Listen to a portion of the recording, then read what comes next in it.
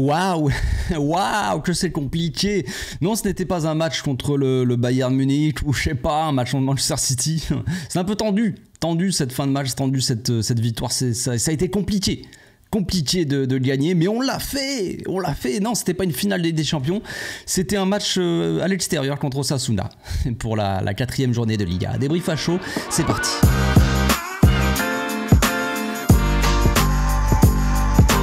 Au passage, n'hésite pas à nous rejoindre si c'est pas encore fait et à partager la chaîne autour de toi, ça fera plaisir à tonton. Ça devient difficile de supporter ce genre de match, ce genre de spectacle, si on peut appeler ça comme ça.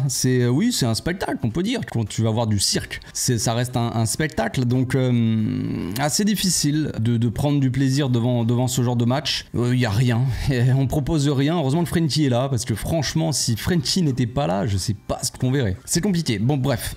Donc, pour partir de zéro, on va partir avec ce qui pose problème principalement, c'est-à-dire cette composition d'équipe. Encore une fois, un milieu à 4, on en a parlé dans l'avant-match, milieu à 4, ça allait être compliqué, ça allait être peut-être moins ballant, beaucoup qui parlent de côté sécurité pour essayer d'avoir la possession. Le problème, c'est que quand tu mets 4 milieux pour avoir la possession, mais que tu n'arrives même pas à l'avoir face à une équipe comme Osasuna, alors oui, Osasuna c'est une bonne équipe, tout ça, il n'y a pas de problème, c'est pas non plus une toute petite équipe, attention, mais quand même, c'est Osasuna, et nous on est le Barça. Voilà, quand tu vois sur le terrain que t'as des mecs comme Frenkie, des mecs comme Gundogan, des mecs comme Lewandowski, des mecs comme qui tu veux, frère, au bout d'un moment t'es censé quand même tenir un petit peu le ballon, proposer un minimum de quelque chose. Déjà, si t'arrives pas à tenir le ballon, ou que quand tu tiens le ballon de toute façon, bah tu proposes rien, c'est assez statique, c'est assez moche, c'est proche du néant, y a rien, tu risques pas de faire des différences. Donc on est parti avec Sergio Roberto sur le terrain, bon voilà, hein, compliqué, on le sait, Sergio Roberto, avec un peu de chance, ne sera bientôt plus sur le terrain. On aura Cancelo qu'on a vu, qui est rentré dans le match, qui a quand même proposé 2-3 bonnes choses, hein, 2-3 belles choses. Cancelo qui nous a fait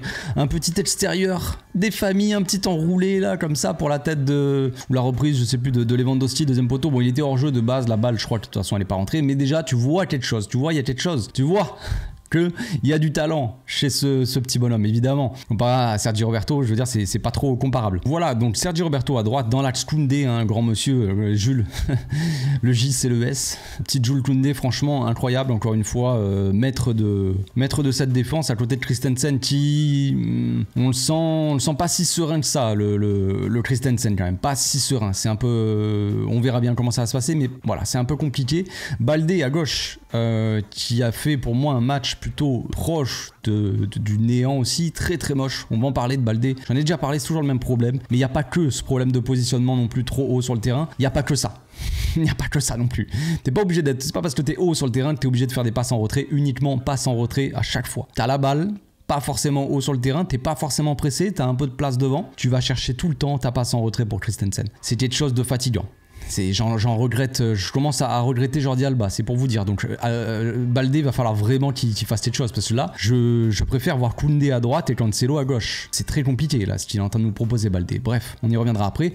Au milieu de terrain on avait un double pivot, donc Oriol Romeu, Frenkie de Jong. Oriol et Frenkie, ça s'entend plutôt bien. Oriol qui a fait un bon début de match, c'était assez voilà, qui s'imposait, tout ça, qui récupérait des ballons, qui avait ce côté purement défensif, qui a proposé 2-3 bons ballons un peu longs comme ça, des passes longues, une passe longue à un moment intéressante, casse des lignes comme ça en diagonale pour un appel dans le dos de Lamine, intéressant, mais on l'a vu, c'était intéressant, mais ça n'a pas duré très longtemps non plus. Et puis voilà, devant on avait Gundogan qui a fait une très bonne première mi-temps, un jeu sans ballon exceptionnel de la part de Gundogan, et Gavi trop haut encore une fois, mais on en parlera aussi de ça après. Lewandowski qui était en attaque, Lamine Yamal donc à droite, et puis voilà, donc un problème d'animation, problème peut-être je sais pas, de mobilité comme d'habitude. C'est pas une surprise vraiment, on s'est dit qu'on allait assister à un match assez compliqué parce qu'on avait 4 milieux, parce que voilà. Moi j'ai dit dans l'avant-match, en live, j'ai dit ça dépend, si nos 4 milieux nous proposent quelque chose, tu vois, il peut y avoir quelque chose d'intéressant, mais non.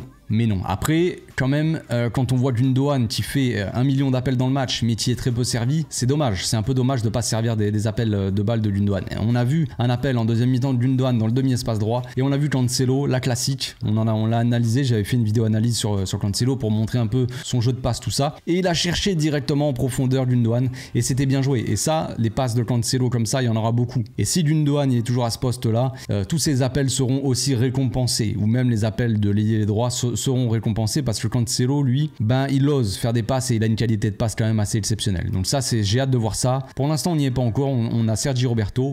C'est triste. Donc là, en première mi-temps, concrètement, on avait Frenkie.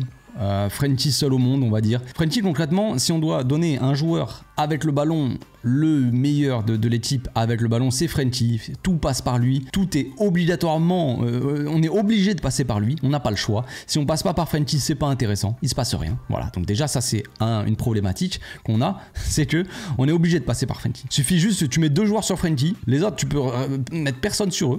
Gavi, mauvais match. Auriol, balle au pied, il va pas faire grand chose. Gundogan, il est intéressant, mais c'est pareil, tu peux le mettre des joueurs sur lui de l'autre côté. Mais Frenkie avec le ballon, il est assez exceptionnel. C'est lui qui va proposer, c'est lui qui va attaquer l'espace, c'est lui qui va un peu faire bouger les choses, tu vois. Parce que s'il y a personne, si Frenkie on lui reproche souvent ça, c'est de garder la balle, de faire des tours sur lui-même pendant 1000 ans. Mais les gars, s'il n'y a pas d'appel devant, Frenkie peut pas faire de passe non plus, tu vois. Au bout d'un moment, il va tourner sur lui-même pendant 4 heures et c'est tout. Ça sera ça le match en entier, tu vois. Donc on a Frenkie avec le ballon qui est le maître au milieu et on a Gundogan sans ballon qui est le maître aussi au milieu. Donc 2 joueurs très intéressants, on n'arrive pas à s'en servir, c'est ça aussi notre problème, c'est que Frenkie peut-être qu'il joue trop bas, peut-être que Roméo à côté il sert pas à grand chose par moment. Moi j'aime bien Roméo, il est très sympathique, tout ça, voilà, oui il me ressemble, on a compris, mais Roméo il est intéressant pour récupérer les ballons, pour apporter son côté physique, parce que forcément protection de balle, pour la sécurité et tout ça, mais par moment quand on a le ballon, on voit que Roméo il est en trop, il sait pas où se placer concrètement. On sait pas il sait pas où se placer. Donc là peut-être qu'avec Cancelo ça sera un peu mieux, peut-être que lui il descendra en 3ème centrale, carrément en défense, tu vois, pour juste être en point d'appui, pour au cas où sécuriser les arrières, tu vois.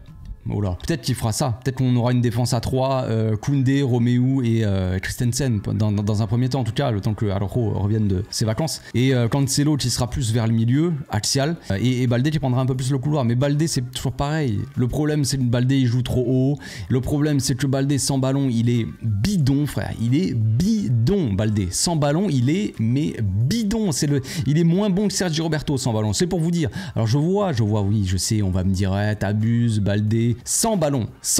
Si on parle juste d'appel de balle, de proposition, de quelque chose, sans ballon, Baldé, c'est un des plus mauvais de l'équipe. Il ne fait rien, ne propose rien. C'est fou. Alors oui, il joue trop haut. Ça, je l'ai déjà dit dans d'autres vidéos. J'ai dit que le problème de Baldé, c'est qu'il était trop haut et qu'il n'arrivait pas.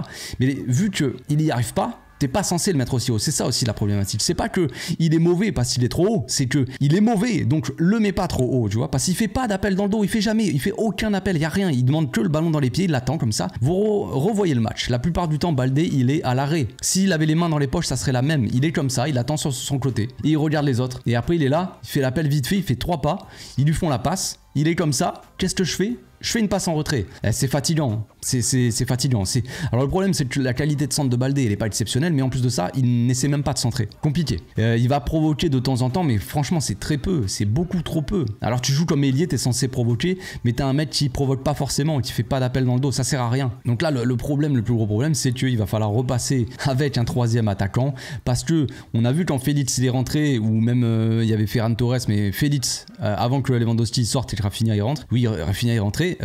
Avant qu'il y ait tout ça, Félix il joue à gauche et on a vu qu'il était vraiment collé à la ligne en tant qu'ailier, vraiment, pas dans l'axe, tout ça. Baldé était un peu plus bas du coup, et là Félix il touchait un petit peu le ballon sur le côté et une fois qu'il avait le ballon, il rentrait vers l'axe et là Baldé monte, tu vois. C'est ce mouvement là que je veux voir, c'est ça que je veux voir en fait, c'est tout. Baldé plus bas, Félix ou peu importe, même Ferran Torres sur la gauche, et il part du couloir pour attirer et pour libérer l'espace, tu vois. Et là Baldé il y va, il fait son appel, il s'engouffre, j'en sais rien, il fait quelque chose, quoi, il propose. C'est ça qu'on veut voir, mais pour l'instant on ne le voit pas, donc c'est assez catastrophique. On a quand même un but de Koundé, hein, mine de rien, qui nous fait rentrer au vestiaire avec un but à 0. Koundé qui pour moi l'homme du match avec Frenkie, c'est entre les deux. Il y a eu un sauvetage de Ter Stegen et tout, même en première mi-temps, mais voilà, après fautif Baldé, je veux pas tomber sur Baldé gratos, c'est pas lui le plus mauvais dans le match, quoique ça se tape quand même, mais encore une fois, là le but qu'on prend, Baldé il accompagne le gars, il est spectateur, il court, il y va juste en mode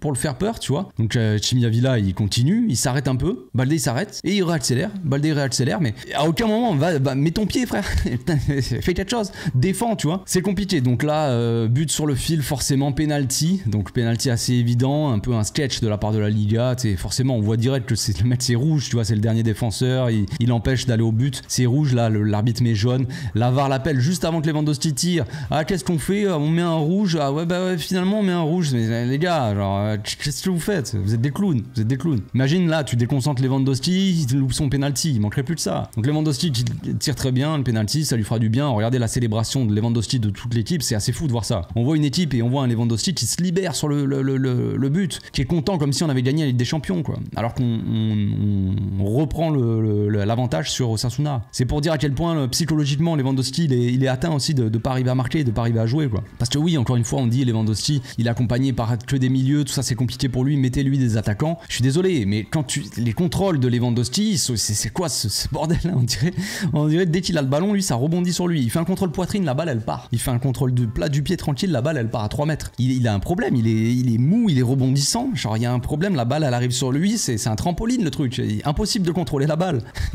Ça me fatigue. On a quand même gagné, mine de rien, mais je trouve que quand même ce match, il y a quasiment aucun point positif. Le seul point positif qu'on peut noter dans ce match-là, c'est évidemment encore une fois le début de saison assez monstrueux de Koundé, qui pour moi est le meilleur défenseur actuel du Barça, probablement même peut-être de la Liga. Bon, je n'aurai pas tous les matchs, mais en tout cas Koundé fait partie des meilleurs actuellement et monstrueux. Frenkie, seul au monde. Tout simplement, le seul qui se bouge un petit peu le popotin. Gavi qui doit repasser, si on veut jouer avec Gavi, il n'y a pas de problème, on joue avec Gavi, mais repassez-le au milieu. S'il vous plaît, repassez-le au milieu, s'il vous plaît. Je ne veux plus voir... c'est bon, maintenant on a Félix, on a Ferran qui peuvent jouer à gauche. Voilà, on a fait rentrer Félix. Maintenant on veut voir Gavi au milieu. Vous allez voir, directement ça va être mieux. Vous allez dire, ouais Gavi, il faut qu'il sorte, c'est pas normal, il est pas bon, machin. Si on veut, il a fait un match dégueulasse Gavi. Mais s'il repasse au milieu, il va être direct plus intéressant. Et il va être meilleur. Et il va proposer quelque chose de plus sympathique. Et on aura nous un ailier qui va proposer aussi quelque chose de sympa. Vous allez voir directement, j'en suis persuadé. Donc voilà, ça c'est une autre aussi, un autre point positif, c'est... Joao Félix c'était rentré, Cancelo, voilà, on a pu les mettre en jambes, donc le week-end prochain ça sera de la titularisation. Moi je veux voir au moins Cancelo titulaire, si c'est pas Félix je veux voir Ferran, mais on veut 3 attaquants. On veut 3 attaquants et 3 milieux, tout simplement. Je pense que c'est assez clair. Je dis pas que c'est la solution ultime contre toutes les équipes. Peut-être que contre certaines équipes, il faut jouer avec 4 milieux. Mais là, ce qu'on voit là, c'est une équipe qui n'arrive pas à proposer un football correct, n'arrive pas à trouver des solutions. Et donc, la solution, il va falloir quand même changer des choses. Si on ne trouve pas la solution, ni contre Cadiz, ni contre Getafe, contre Villarreal, c'était pareil. Et contre Osasuna, c'était pareil. À chaque fois qu'on a joué avec 4 milieux, on a galéré à trouver des solutions, que ça soit contre des blocs bas, des blocs assez compacts, une équipe joueuse comme Villarreal, c'est toujours pareil. On voit qu'on a du mal comme ça. Qu'est-ce qu'on fait? Il est temps de changer tout simplement. Voilà, je pense que j'ai fait le tour les amis, ça fait beaucoup. J'avais beaucoup à dire peut-être. Donc on se retrouve demain pour l'analyse. Qu'est-ce que je vais analyser? Je sais pas. Ça va être assez négatif je pense. On va voir, on va quand même se focus un petit peu sur Cancelo, tout ça, sur Félix. Un peu des nouveautés. Je vais mettre sur Instagram en story, donc le lien de mon Instagram est dans la description de la vidéo, là, sous la vidéo. Je vais mettre en story une boîte à questions aussi, je sais pas si je répondrai demain ou mardi, mais je pense que je répondrai plutôt mardi. Donc on se retrouve demain, d'ici là, portez-vous bien, passez une agréable soirée, dormez sur vos 2 oreilles, et on a gagné quand même, voilà, c'est super. Ciao.